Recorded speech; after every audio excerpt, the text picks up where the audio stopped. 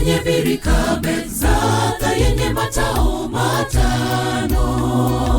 Ndani ya hayo jamii kubwa ya wagonjwa walikuwa wamelala, wakisubiri malaika shuke akayatibua maji. Palikuwa na mtu mmoja ambaye amekuwa hawezi kwa miaka 38. Kwenye birika Bethzatha yenye matao matano. Ndani ya hayo jamii kubwa ya wagonjwa walikuwa wamelala, wakisubiri malaika shuke akayatibua maji. Palikuwa na mtu mmoja ambaye amekuwa hawezi kwa miaka 38. Yesu alipomuona alimuulizaje, wataka kuwa mzima?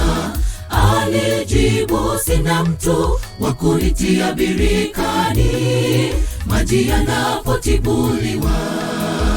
Yesu akamwambia, simama, jitwike godoro lako uende.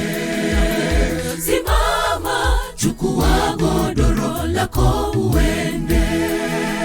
Yesu alipomuona alimuulizaje, wataka kuwa mzima?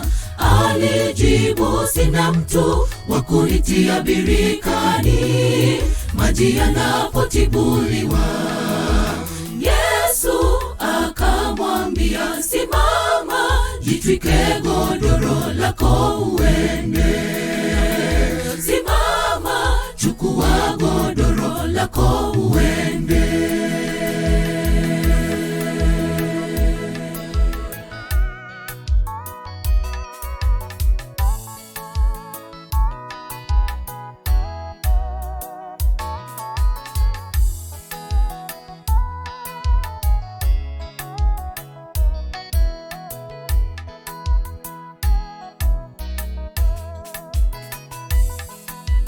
Umesubiri uponyaji kutoka kwake Mwokozi. Muda wake si wetu huyu Mungu. Ngoja kidogo tu, utaona miujiza. Utainuka na kutembea tena. Ngoja kidogo tu, utaona miujiza. Utainuka na kutembea tena. Umesubiri uponyaji kutoka kwake Mwokozi. Muda wake si wetu huyu Mungu. Ngoja kidogo tu, utaona miujiza. Utainuka na kutembea tena. Ngoja kidogo tu, utaona miujiza. Utainuka na kutembea tena. Yesu alipomuona alimuulizaje, wataka kuwa mzima? Alijibu, sina mtu wa kunitia birikani maji yanapotibuliwa. Yesu akamwambia, simama, jitwike godoro lako uende.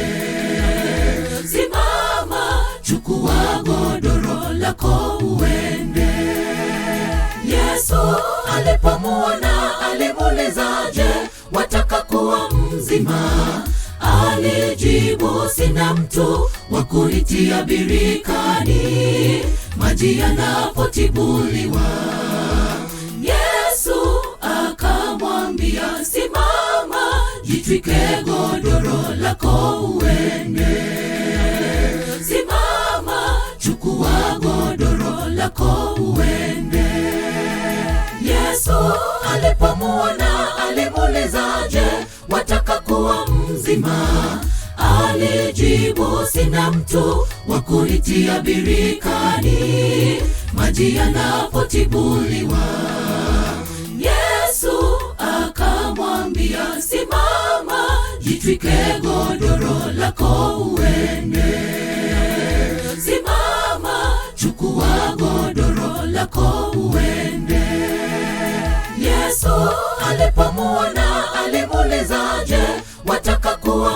uzima.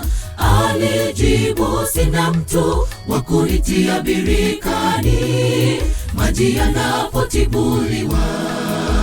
Yesu akamwambia, simama, jitwike godoro lako uende.